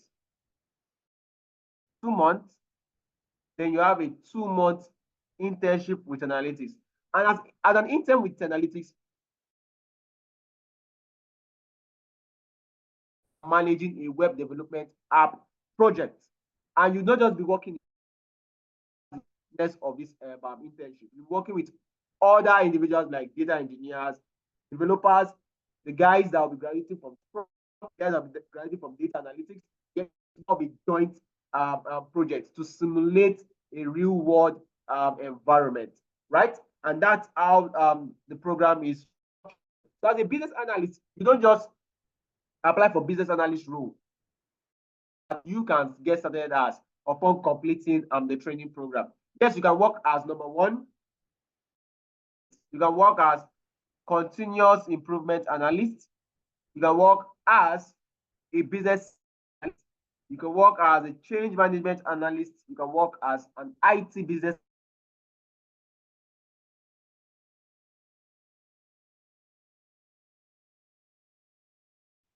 process analyst. It's very, very funny because when some persons will say that there are no jobs, right? But it depends on how you approach the job market. You don't just apply, you don't just go search for just business analysis role.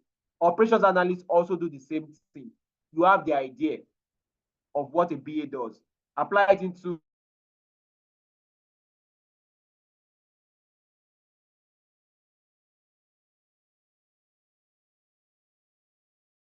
being a business analyst, right? So, you train with analytics.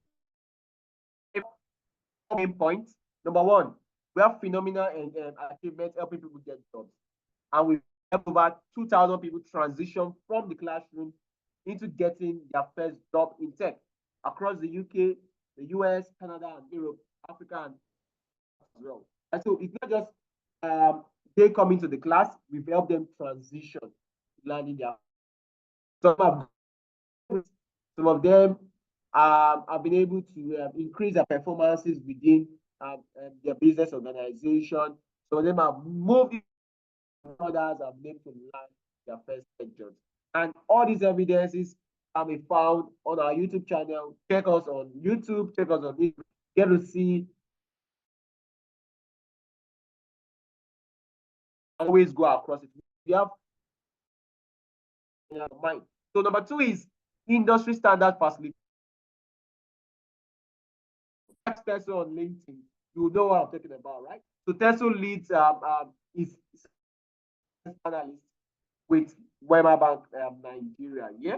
And our curriculum. So having individual, there's no how our curriculum would be up to date because he is currently on that job role. He knows what is obtained, bringing that experiences into the training program, right? And we always review our curriculum months into the current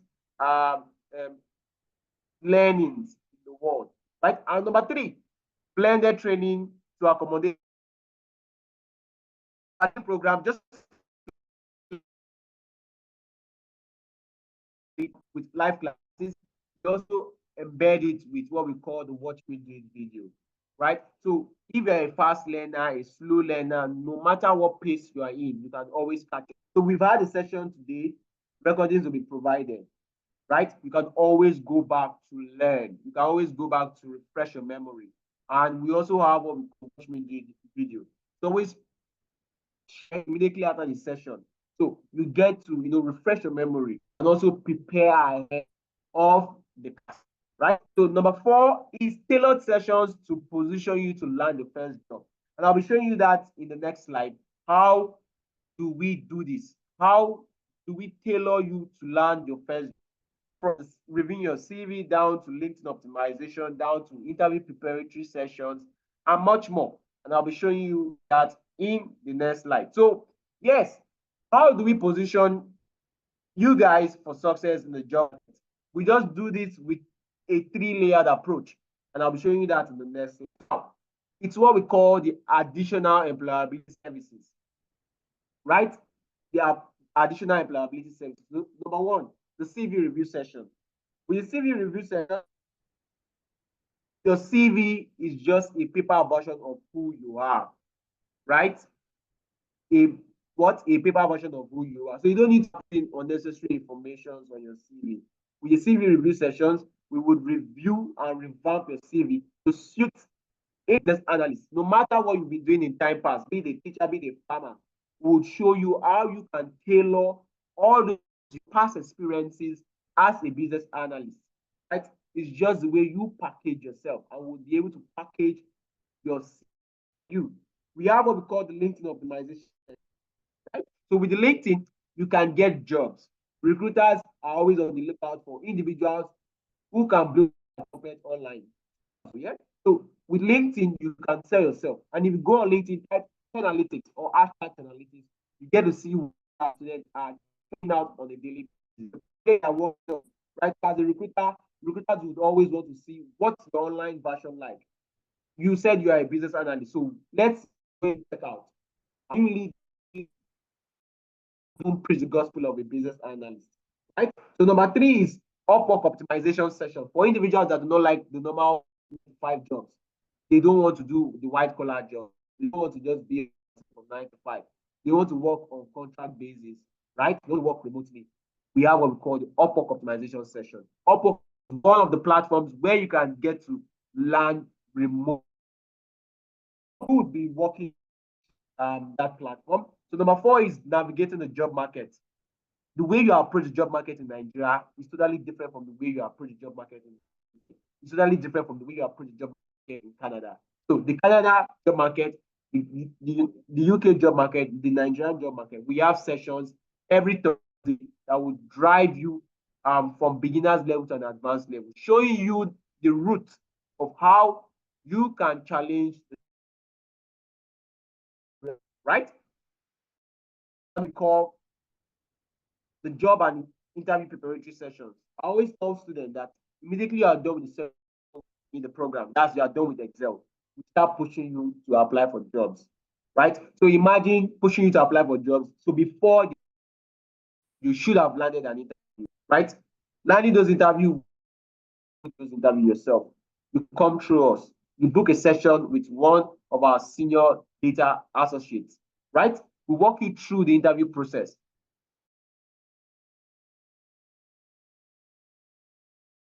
Walk you through that and harm you with the right answers and you would be presenting to your recruiter on your main interview day. So we prep you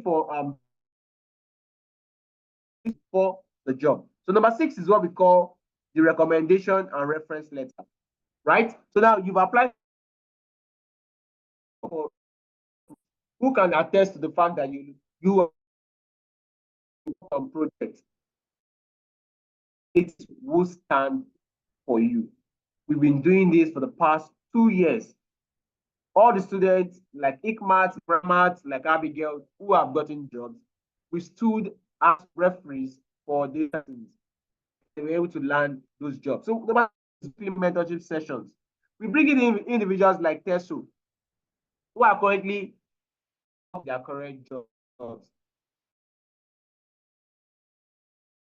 Like was, to be very honest, it is never going to be a smooth journey, right? But if you learn from the experiences of others, it means that you've scaled through, or you've jumped those hurdles you've already witnessed, or let's say encountered in the past, right? The best to grow within the tech space is to learn from the experiences of others. Number 8 is the on-the-job support. So at the end of the day, you go to this interview and you landed the job. Yes, it might sound very, very foreign, or what you're doing on a job might be very, very foreign to you. You will then come in. That's where we step in. We will not be known, right? So within the next 1 month, we will stand by you, work you on all the projects that you might be encountering in. You might be encountering difficulties.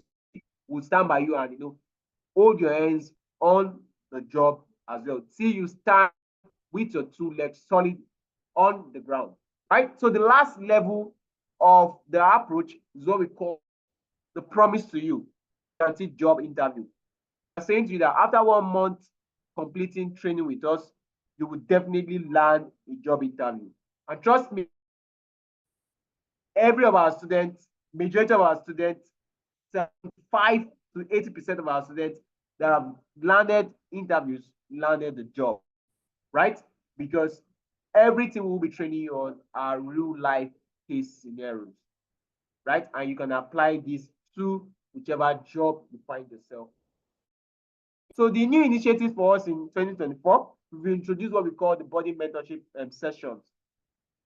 And with the body mentorship session, bringing people like Abigail, people like Ramat, people like Ikmat, who went through this same training program you are about to get started with, and they got jobs, right? They will come mentor you.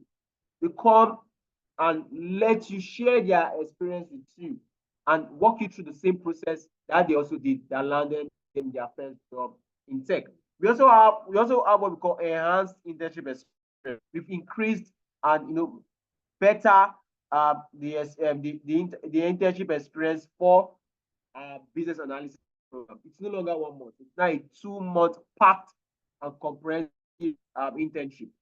You get to work with business, you get to work with project managers, you get to work with developers, you get to work with data engineers on building a web application. I mentioned you work with Scrum Masters, you work with other key stakeholders like data scientists, data analysts to build this project within 2 months. And how we get to we have partnership with recruitment agencies in the UK, Canada, US, and other countries, right? So it's a sure, right? You will definitely get that guaranteed interview, right? So now, how do you then join? The next course is going to start on the 6th of April 2024, and you can be part of the first 300 women and 50 women flash on the 50% discount. Like I mentioned at the beginning of the call, I was introducing to you to why we are introducing this question, right? We want to get as much women into tech, and we want to also raise advocates for women in tech, right? So now, for this for the training program in March, we're offering a 50% scholarship discount to 300 women and 50 men. If you're making the full payment of $750, you would be latching on the IW discount of 375. Or if you're making payments in pounds, instead of you making £625, you'll be making a payment of 313 pounds. So Canadian dollars, instead of you making a payment of 1,050 Canadian dollars, you'll be making a payment of 5 Canadian dollars. And in Naira, instead of you making a payment of 900 Naira, you'll be making a payment of 450,000 Naira. Is a one-time full payment. It's not lashing on this. I believe my colleagues would share the link, make payment to register to see if you're eligible for the training for scholarship discount. This discount is open to just 300 women, the first 300 women, and the first 50 men. For you to just know that we opened this slot since the 3rd of March, and the slots are quite few. Just like last year, we just opened slot for those 300 women, but we got oversubscribed. We got 320 women that last on scholarship. This year, we might not be opening or extending the scholarship bracket anymore, but it's going to be for the first 300 women and the first 50 men advantage. The payment is a one-time payment to lock in your discount, lock in your scholarship slot. Make use of the link that has been shared by my colleagues in the chat. Right, I'll walk you through the payment portal soon, but it always seems impossible until it is done. These are some of the success stories from some of us away from, let's say, Ikmat, Abigail, or Ramat. Like I said, we have tons of testimonials. This is Mojisola, who got a job as a business analyst in the UK. Upon getting the job, she sent us a message. Hello, Lisa. Good evening. I finally got an offer from the job, and I will start next week. Right? She got a job as a business analyst in the UK. Let's get to look at Olamide Michael, who got a job as a business analyst in the UK. Working in is also a test. Don't worry, you get access to this slide, and you can, peruse through all of the testimonials. So he sent a message anyway. You can always go through that. So this is Abigail, who moved from a care worker in Canada to landing her first job as a business analyst through our internship and project-based classes. Right? The unique thing about Abigail was she had this experience, but she did not know how to present them. I know that a lot of us are here, right? And truth be told, you are not going to jettison all your years of experience. All the years of experience you've gathered as a teacher, all the years of experience you've gathered as a trainer or a footballer, you will not jettison them. Would work with you to help you present it in a better light as a business analyst. So this is Ramat. She went to the UK to study. She was able to do a training program, and she was able to land a job with the NHS as a business analyst upon completing her training program. This is Timmy, same from a lawyer. Regardless of your past experience, we would work with you, right? We would work with you to transition into being a business analyst. So Timmy Bond was a lawyer, or is a lawyer, right? But we work with him and transition smoothly into the business analysis space.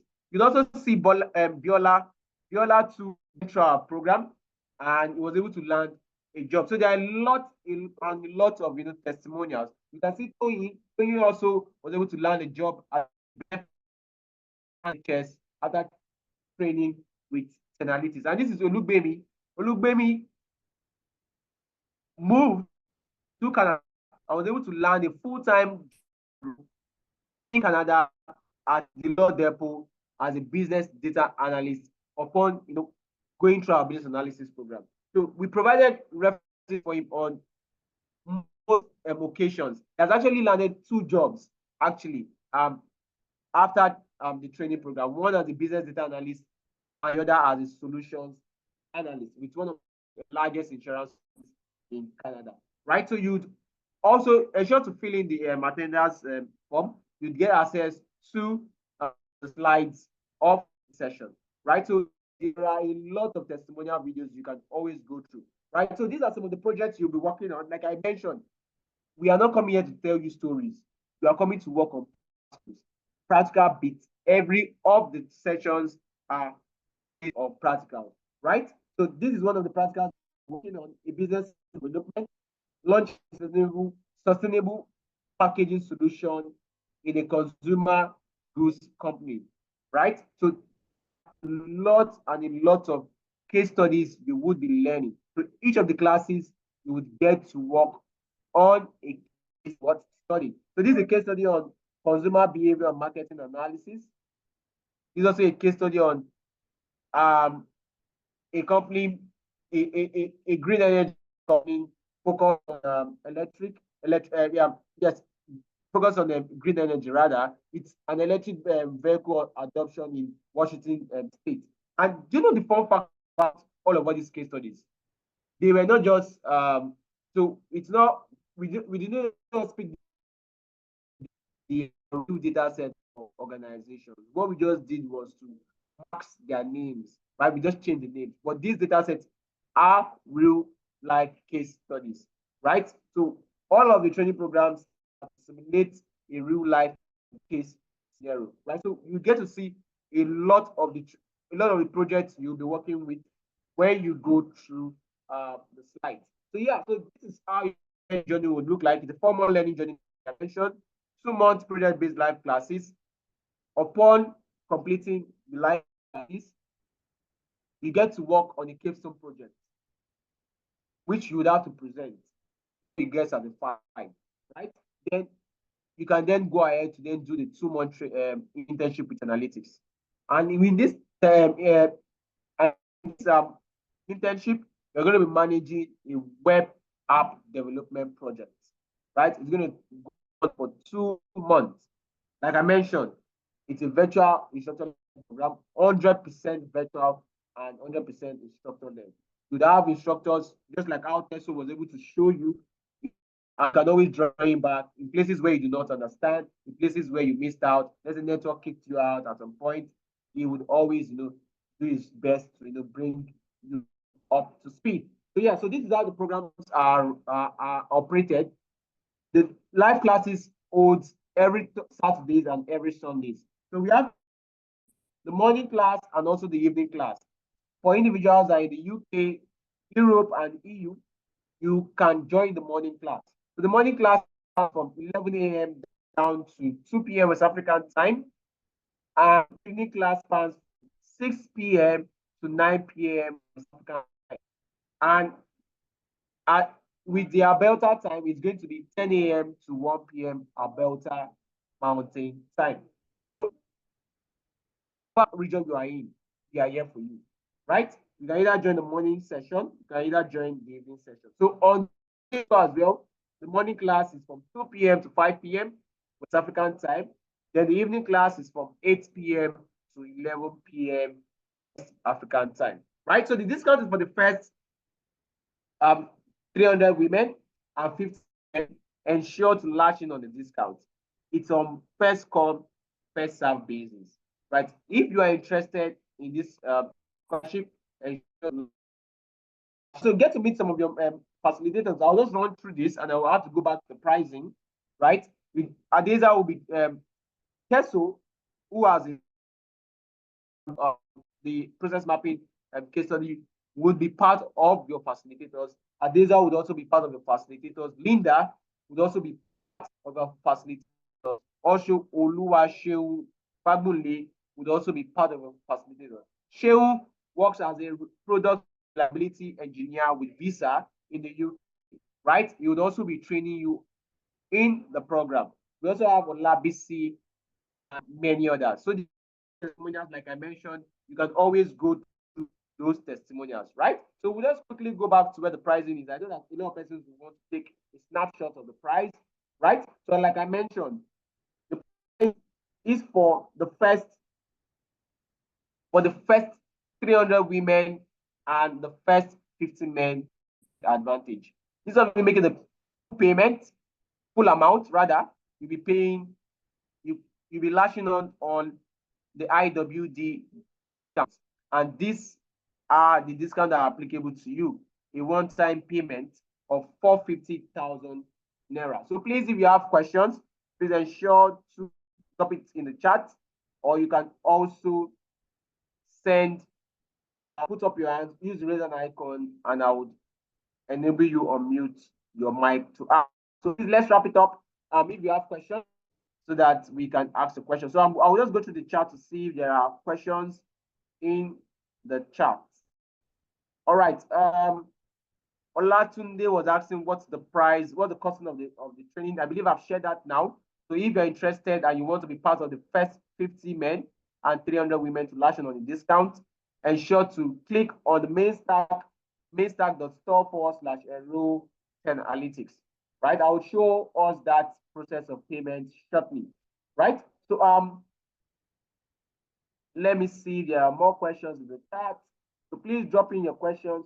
So Mary is asking, how can I pay with Kenya shillings? Very, very simple. So our payment platform is a very easy and straightforward platform. So if you get to the main stack link, click on it. It takes you directly to how you can make payments in Kenya shillings. It's going to actually convert the equivalent of Kenya shillings to the dollar, right? And you can make your payments easily from there. Yeah. So, and if you're having difficulties in terms of payments, I'll drop in an email for you to send in your inquiries. If you're having issues making payments, shoot an email to nene@analytics.org. All right. And I would just quickly want to run us through the payment portal at the moment. All right. Just give me a moment. Let me do that now. All right. So it's going to show up now. Please confirm if you can see. Okay. Let me try to show. Let me unshare and share again. All right. So I'll be walking us through the payment portal now. So you click on the link, mainstack.store/enroll analytics. You get to see this portal. So just give it a moment for it to load.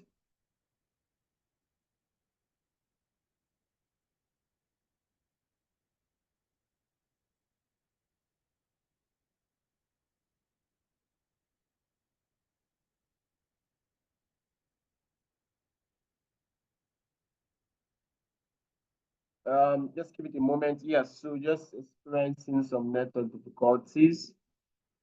So it should be faster in some regions. Yeah. So yeah, so it has finally loaded. Yeah. So now once you click on the link that is shared, the enrollment link, mainstack.store/enroll analytics, you get to see the payment center, right? You get to see all of the training programs we offer, right? But now you want to make payments using you want to pay for the business analysis training program. You just come to where the business analysis is, you click on it, and you would get access to make payment. All right. So let it just load, and you can make payment for as low as 250,000.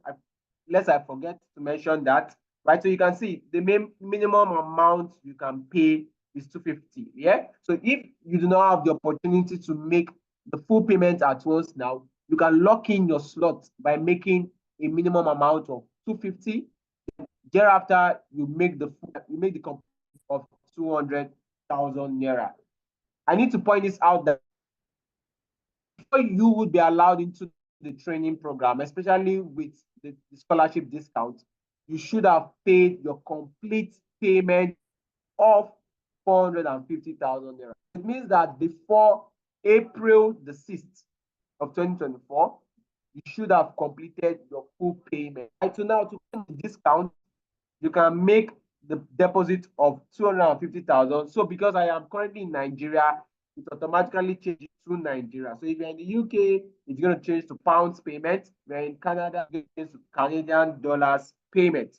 All right. So let's say I want to make for as low as 250,000, the amount of money I want to make payment, and I click on proceed to pay. All right. So this is the full checkout information, full name, my blah blah blah, my phone number optional. You can actually put your phone number. It's very key so that we can always contact you when necessary, right? So just input your phone number. 122316. All right. So you see that I'm making a payment of 250,000 naira. I want to catch in on the discount, the first 300 and the first 50 discount, right? So I'll click on proceed to pay. All right.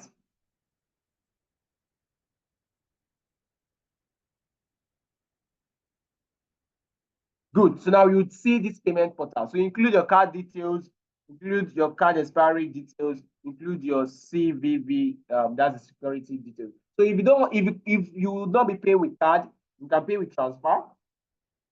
An automatic account number will be shared with you, and you can make the transfer using this account number and the bank details. You can pay through your bank, right? Choose the bank you want to pay through, either GT, Kuda, whichever bank that is shown on your screen. You can also pay using the USSD option, right? This is just the easiest way to make payments and lock in your opportunity for the business analysis training program. So I'll quickly share my screen again.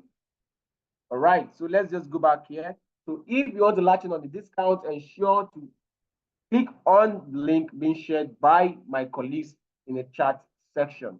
So if you have any further questions, all right, okay. All right, so Olatunde, you said the prices are in pounds here instead of naira. Yes, Olatunde, are you currently based in Nigeria? If you are based in Nigeria, you should be showing in naira. So I believe you're probably in the UK, and that's why it's showing a pounds payment. So since you're in the UK, you would need to pay in pounds, right? But if you're having difficulties making payments, you can always reach out to the email I'll be sending in the chat at analytics.org. nene@analytics.org. So try to reach out to us and we would assist you in every way. So Abiodun is saying that he made payment yesterday, but I have not yet heard from us. Abiodun, please, have you uploaded your receipt? Please ensure that you've uploaded your receipt through the registration portal. You need to do that, and from there, you would get an auto response stating that your payment would be confirmed, right? And you get an email containing your welcome, your welcome kit. So I believe we'll be coming to the end of the session today. If you have any questions, ensure to reach out to us. Olatunde, you need to pay in pounds because of your location, right? But send a mail to nene@analytics.org. I'm sharing that email to you now. So reach out to her and she'll guide you on the payment process, right? I believe that works, Olatunde. Please just comment in the chat if that works. All right, okay. Thank you very much for joining. If you enjoyed today's session and you learned a lot, can you put a 1 in the chat? Let me see if this was a fruitful evening and we did not come here to waste our time. So if you know that the last 1 hour or the last 2 hours was fantastic and you learned a lot, drop a 1 in the chat. I would love to hear from you. Okay, drop a 1 in the chat. Let's see. All right, okay. So it appears that so if nobody learned anything from the session, I can't believe that anyway, because me, I learned a lot with regards to process mapping. Okay, so if you would be jumping on the discount, ensure to do that so you don't get the slot oversubscribed before you then make your payment. All right, so I would see us next time. Would have other and more sessions to hold, right, in the coming days, and ensure that you always check in on the community channel. You would get to hear from us on the next session we will be holding. All right, it's a good night from here, and do have a lovely evening. Cheers, everybody. Bye.